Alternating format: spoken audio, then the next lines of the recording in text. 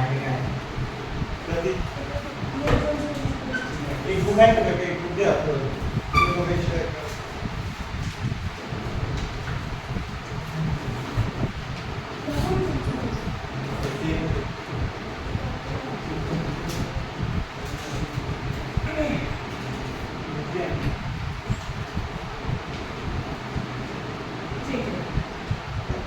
देखो आज हम हिंदी में भीड़ में खोया आदमी जो पाठ है उसके बारे में अभी जानकारी लेंगे।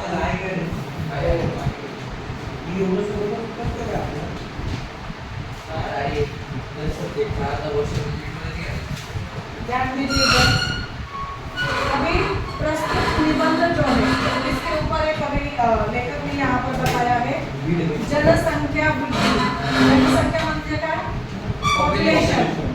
यदि ऐसे ही पॉपुलेशन यहाँ पर बढ़ती रही आबादी तो क्या होगा?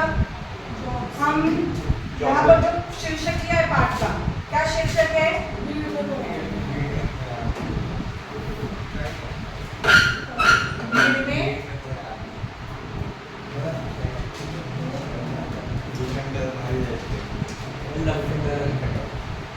भीड़ में खोया आदमी। अभी यहाँ पर क्या हो रहा है? तो भीड़ में आदमी खो चुका है, मतलब यहाँ पर लेखक को क्या दिखाना है? इसी तरह से आबादी बढ़ती रहे तो हम किसी को भी, मतलब हम जो अकेले, यदि हमने कुछ इस दुनिया में विशेष कार्य किया तो लोग हमें क्या करेंगे? पहचानेंगे, वरना कोई नहीं पहचानेगा। हम तो खो चुके थे इस भीड़ में, इतनी आबादी है। अभी हमारे देश की कुल मिलाकर कितनी लोक संख्या है? बराबर 1.45 ऐसा कुछ लगभग कितना है? मिलियन बिलियन तो करोड़ के हिसाब से पहले की लोक संख्या कितनी थी, आज की लोक संख्या कितनी थी, कितनी है और आगे भी कितनी बढ़ती जाएगी। तो मतलब एक छोटा सा कुटुंब है, मतलब उदाहरण के तौर पर आप एक उदाहरण ले लो, एक छोटा परिवार है और एक बड़ा परिवार है। छोटे परिवार में सिर्फ 4 लोग हैं, माताजी, पिताजी, एक लड़का और एक लड़की, 4 लोगों का एक परिवार। और यहाँ पर क्या है? माताजी, पिताजी और 10-12 बच्चे। 10-12 बच्चे।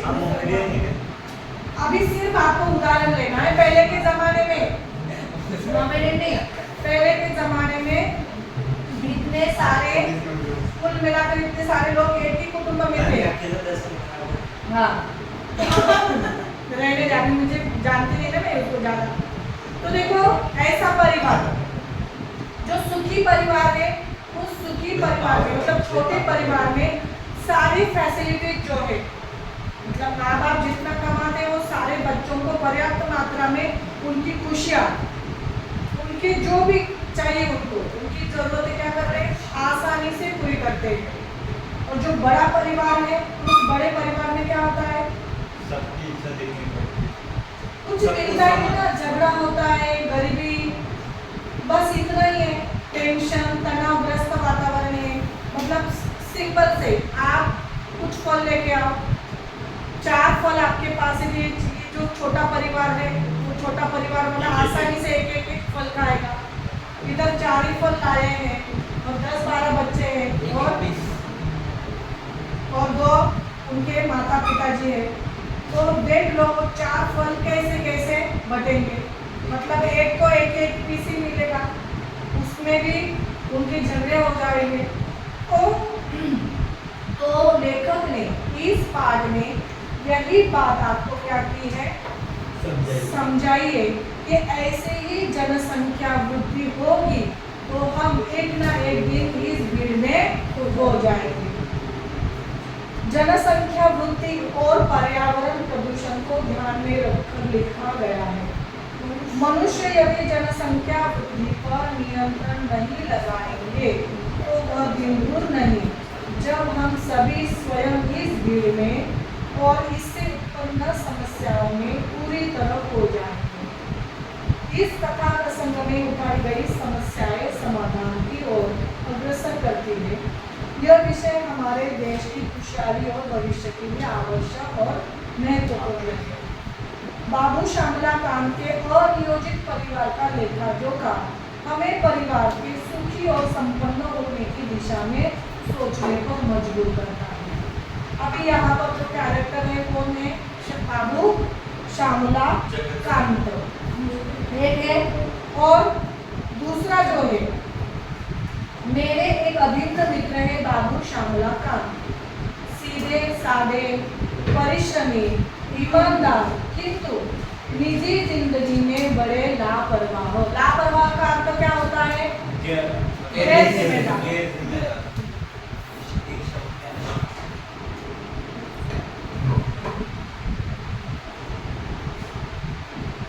गैर जिम्मेदार मतलब अपनी जिम्मेदारी बिल्कुल भी वो आसानी से ले नहीं सकते थे। लेकिन कैसे थे? सीधे है, सादे है, ईमानदार है, परिश्रमी भी है। हाँ बराबर।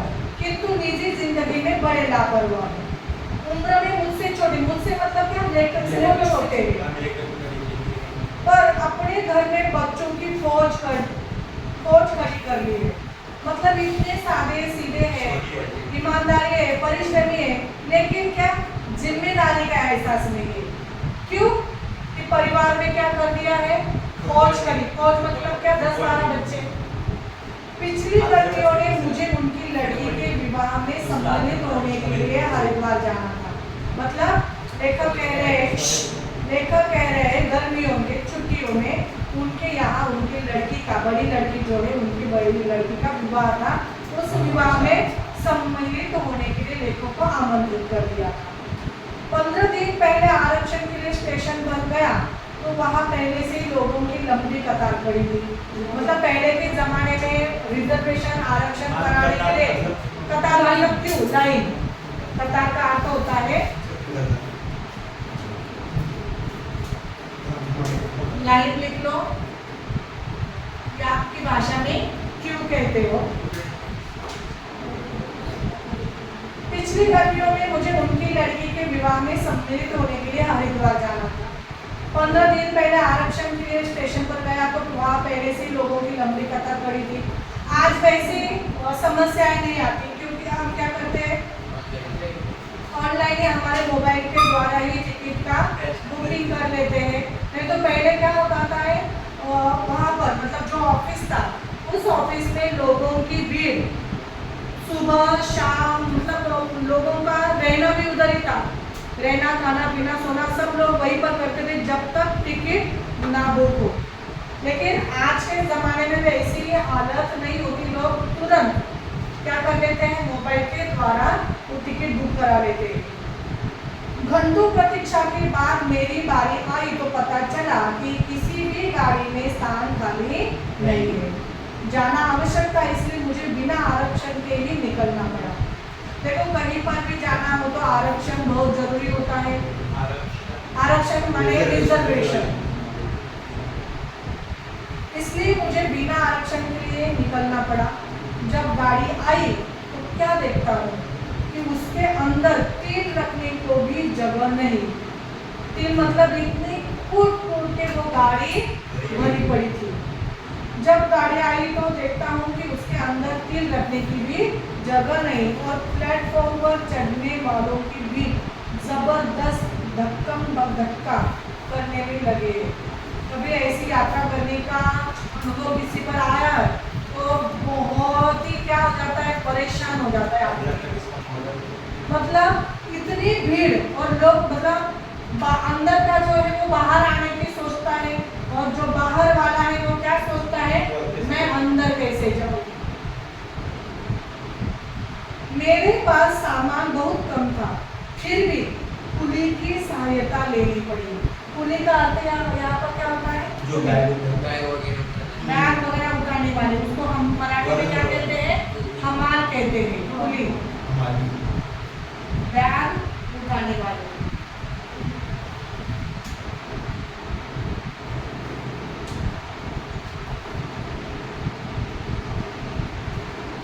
यदि उसने खिड़की से मुझे भीतर न धकेला होता तो। पहले के जमाने में देखो आप बस से प्रवास करो या ट्रेन से प्रवास करो, लोग डाल देते, ये मेरी सीट क्या हो गई, रिजर्व हो गई, रुमाल डाल देते, सामान डाल देते, या छोटा बच्चा बच्ची कोई भी हो तो उसके अंदर डाल देते, और उससे बैठने की जो जगह है ना वो रिजर्व हो जाती थी। किसने रुमाल उठा के हाँ, फेंक दिया वैसा ही करते थे, रुमाल के लोगों का बहुत झगड़ा होता था, लेकिन आज वैसा कुछ भी नहीं है, आज डायरेक्टली मैं समझो कोई सीट की हो जाता और फिर किसी की रुमाल फेंक देता, क्या होता? रुमाल रखते ही थे, रुमाल की वजह से बहुत झगड़े हुए लोगों के, ये यहाँ पर मेरा रुमाल था, वो बोलता है नहीं मैंने डाला था, मैं पहले आया हूँ, वो बोलता है मैं पहले आया हूँ, ऐसा हो। यदि उसने खिड़की से मुझे भीतर न धकेला होता तो गाड़ी छूट जाती। लक्सर में मुझे गाड़ी बदलनी थी, अभी लक्सर क्या एक स्टेशन है, वहाँ पर उनको गाड़ी बदलनी थी। किसी तरह खिड़की से बाहर कूदा तो क्या देखता हूँ, पूरी ट्रेन की छत यात्रियों से फटी पड़ी है, छत। तुम्हें आता उत्तर प्रदेश वगैरह वहाँ की पटरी मतलब रेल की पटरी, रेल की पूरी ट्रेन की छत यात्रियों से पटी मतलब क्या, वहाँ पर कूद के वहाँ पर लोग भरी पड़ी है। सोचता हूँ अपने प्राणों को भीषण संकट में डालकर ट्रेन की छत पर यात्रा करने के लिए लोग क्यों मजबूर थे। अभी ये क्यों हुआ ऐसा, भीषण मतलब बहुत जोरों, प्राणों का संकट है। अभी ट्रेन से किसी ने प्रवास किया है, यात्रा की है, तो अभी वो गाड़ी करंट लगता है ना गाड़ी का, जो फिर चार्ज हो जाती गाड़ी और फिर चलती है, भाई ना। तो ऐसे में करंट लगाने के बाद मेरे इधर उधर लोग है, कुछ भी हुआ तो क्या हो सकता है, लोग उनके प्राण भी जा सकते हैं। मतलब इतना बड़ा संकट उनके सामने है कि प्राण भी हम गवा सकते हैं, फिर भी लोग ट्रेन की छत पर यात्रा करने के लिए मजबूर। भीषण मतलब जोरदार, भयंकर, बहुत बड़ा संकट। अभी ये लोग क्यों मजबूर है, क्योंकि उनको अपने गंतव्य स्थान पर जाना ही है, लेकिन ट्रेन में जगह नहीं है, लेकिन जाना तो है ही। अभी देखो बहुत लोगों की भीड़ है, क्यों, हमारी जनसंख्या क्या है, बहुत ज्यादा है, और ज्यादा लोगों के लिए पर्याप्त मात्रा में साधन की उपलब्धि नहीं है, इसी कारण ये समस्या हमारे सामने है।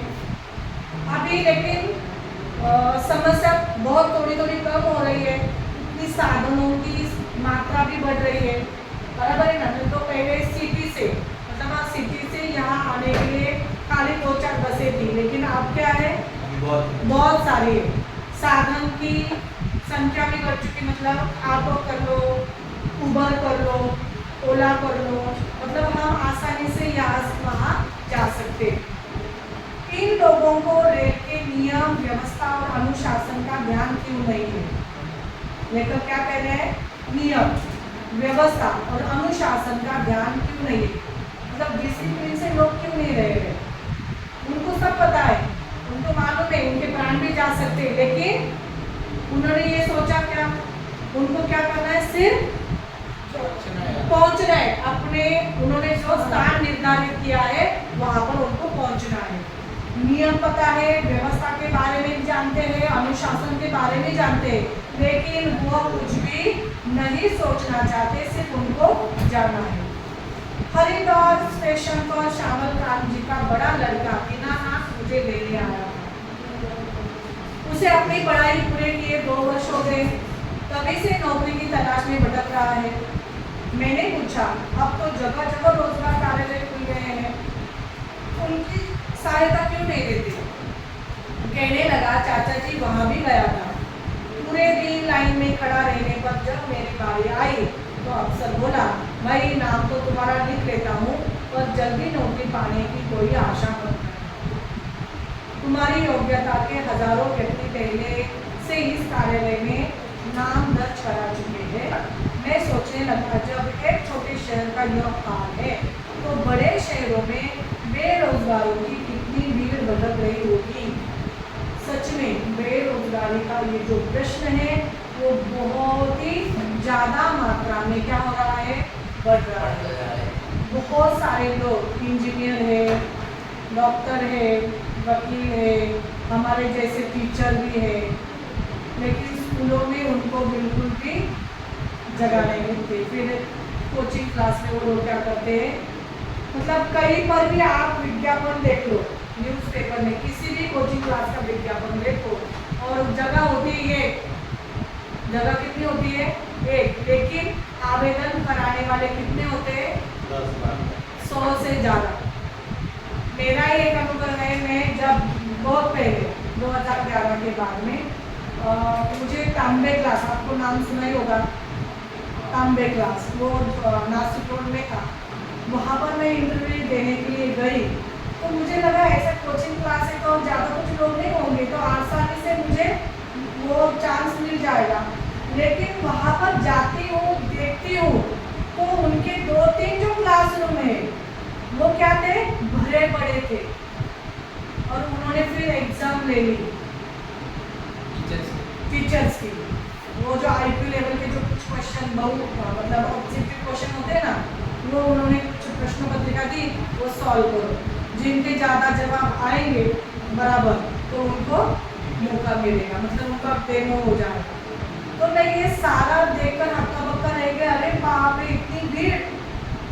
तो मैं वहाँ से चली आई और दूसरी जगह से मुझे आसानी से चांस मिल गया। तो देखो ये सारी मतलब एक छोटी सी क्लास की बात है।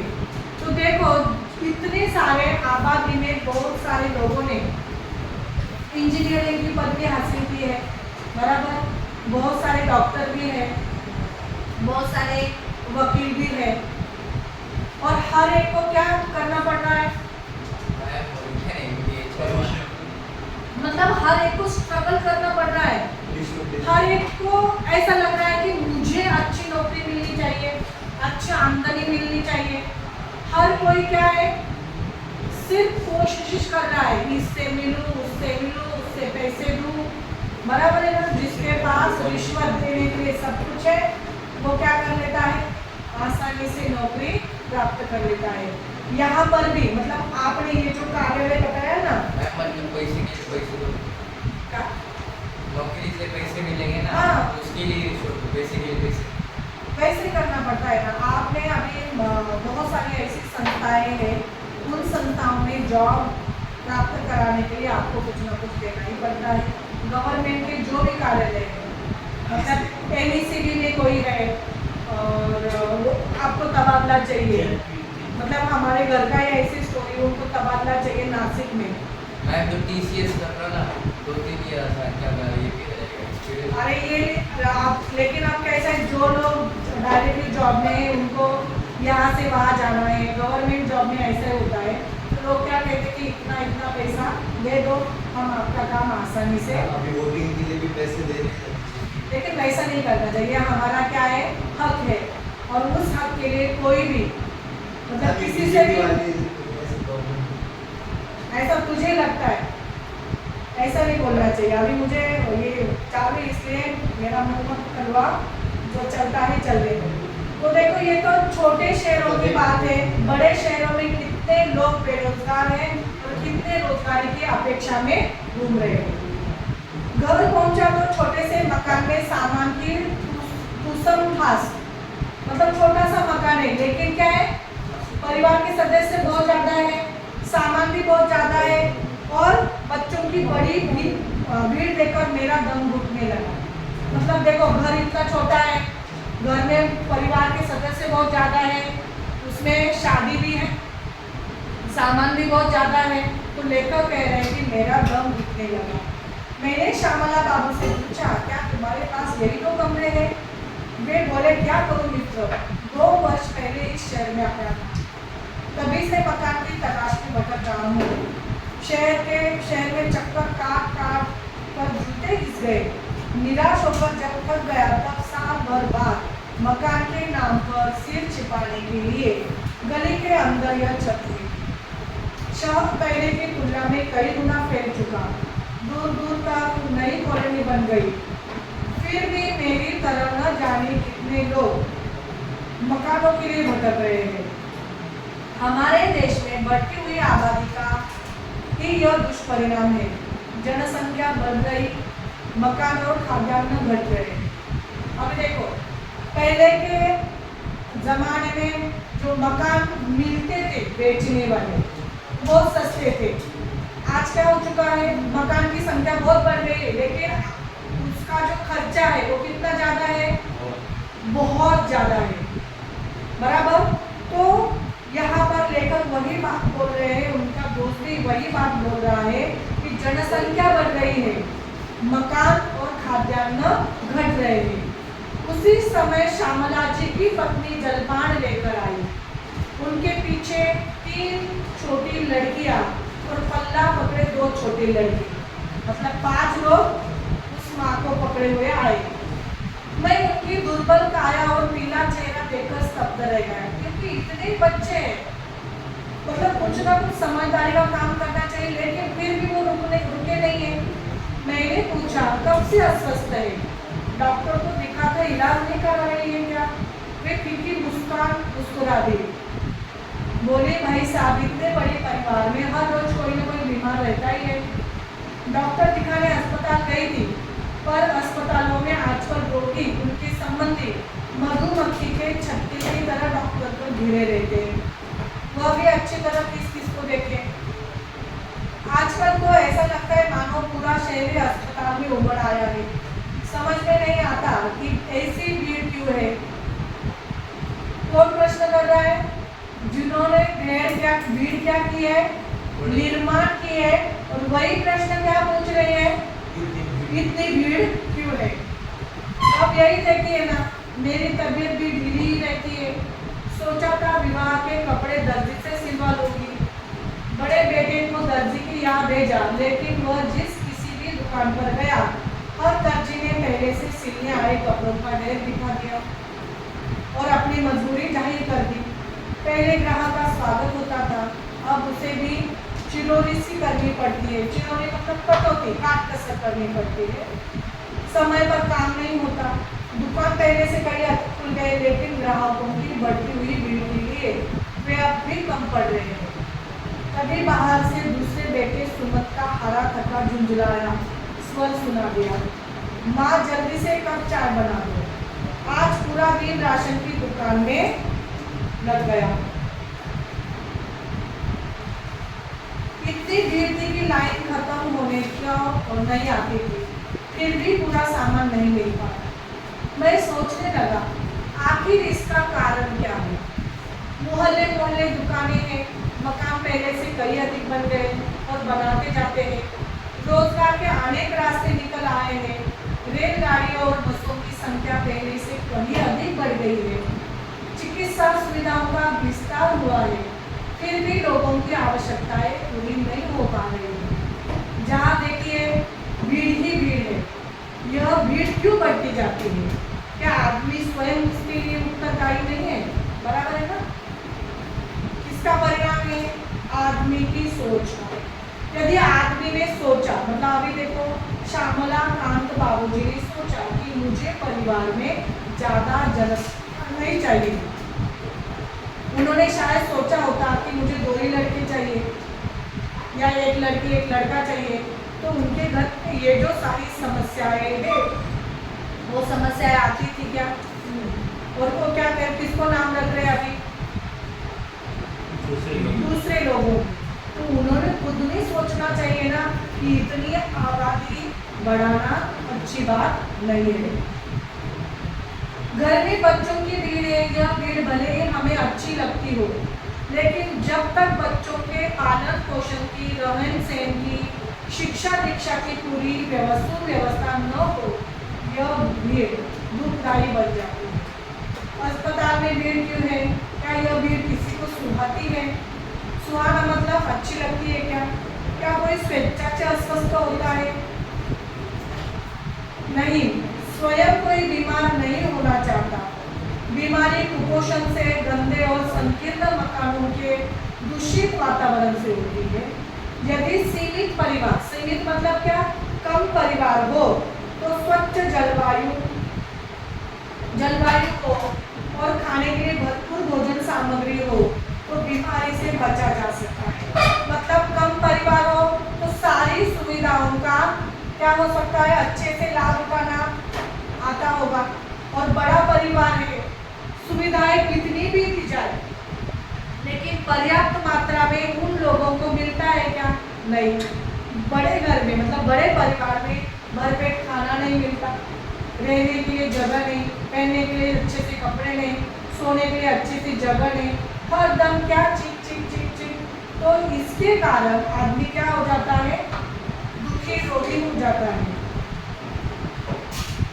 रेल बस में भीड़ का कारण भी बढ़ती हुई जनसंख्या है। देश के अनुशासन पर दुष्प्रभाव पड़ता है, सड़क पर दुर्घटनाएं होती है, सार्वजनिक स्थानों पर नियम और व्यवस्था का पालन नहीं होता। जिस काम के लिए आदमी दफ्तर, कचहरी, अस्पताल, स्टेशन आदि स्थानों पर जाता है, समय, शक्ति और धन व्यय करके भी वह कार्य सिद्ध नहीं करता है। वह स्वयं भीड़ में खो जाता है। भीड़ में खोया आदमी शायद यह तो समझ ही जाता है कि यह बढ़ती हुई जनसंख्या का परिणाम है। मुझे अपने मित्र श्यामला कांत को अब इस भीड़ का रहस्य बताने की आवश्यकता नहीं, क्योंकि वे स्वयं इस विपदा को झेल रहे हैं। मतलब लेखक बताना चाहते कि इस बढ़ती हुई आबादी के कारण क्या क्या समस्याएं निर्माण हो सकती है, लेकिन वो कहते हैं कि मेरा मित्र अभी क्या कर रहा है, खुद ब खुद इस समस्याओं को सामना कर रहा है, झेल रहा है, तो मुझे इसकी बताने की आवश्यकता नहीं। ऐसा लगता है कि यदि समय रहते हमारा देश अब भी नहीं चेता और श्यामला बाबू की तरह परिवार बढ़ाता गया तो वह दिन दूर नहीं जब वह स्वयं इस भीड़ में और इससे पैदा होने वाली समस्याओं में पूरी तरह खो जाएगा। तो इस पाठ में से हमें यही बोध लेना है कि ज़्यादा भीड़ ना करें। यदि ज़्यादा भीड़ हम करेंगे तो हम खुद ब खुद इस समस्याओं में और इस भीड़ में कहीं ना कहीं खो जाएंगे। तो क्या करना है, क्या करना है, हम लोग हमारा सिर्फ एक, ठीक है। तो मैं ट्विंस हो गई तो हाँ? ट्विंस हो गई अभी ट्विंस हो गए तो कोई टेंशन ही नहीं। अभी भगवान की देन है, जिसको जैसा स्वीकार करना है वैसा स्वीकार कर सकते हो, ठीक है। तो भीड़ में खोया हुआ आदमी मतलब क्या है कि इतनी भीड़ है, इस भीड़ में बहुत सारी समस्याएं निर्माण हो सकती है। हमें विचार करने की आवश्यकता है कि ऐसी भीड़ कैसे भी करके हमें क्या करना है, कम करनी है, ताकि समाज में जो सेवाएं सुविधाएं उपलब्ध है तो सबको क्या उसका लाभ मिल सके। यही सोच यदि हम रखेंगे तो हम भी इस भीड़ में कभी नहीं खोएंगे। यदि इस समस्याओं से कुछ हम छुटकारा नहीं पाएंगे तो हम क्या करेंगे, इस भीड़ में कहीं ना कहीं खो जाएंगे। अभी हम क्या करते हैं, ग्रामर का थोड़ा सा